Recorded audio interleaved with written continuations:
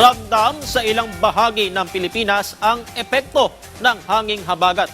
Pinasok na rin ng baha ang ilang bahay sa Pasig City. Yan ang ulat ni Floyd Prince. Ilang bahagi pa rin ng bansa ang patuloy na nakararanas ng matinding pagbaha dulot ng habagat. Yan po ang kalagayan ngayon dito sa Morales Compound. Ganito ang sitwasyon sa Santa Luz sa Pasig City kung saan nagmistulang ilog ang ilang bahagi ng lugar. Ang bahay namang ito, halos tubig baha na ang naging laman. Ilan din sa kagamitan ang palutang-lutang. Hirap naman ang ilang motoristang tumawid sa bahagi ng Bacoor, Cavite dahil pa rin ito sa tubig baha dulot ng habagat.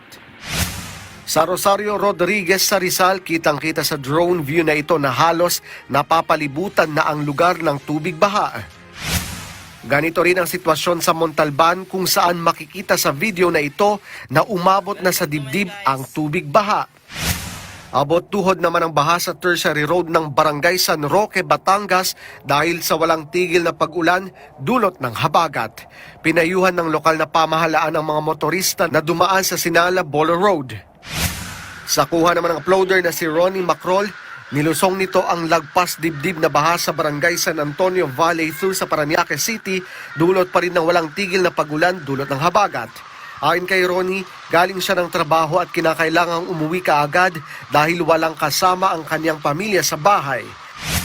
Makikita naman na mataas na rin ang baha sa Kalumpit Central School sa Kalumpit, Bulacan. Dahil sa walang tigil na pag-ulan dulot ng habagat, makikita sa mga larawan na pinasok na rin ng baha ang silid-aralan. Floyd Prince para sa Bayan.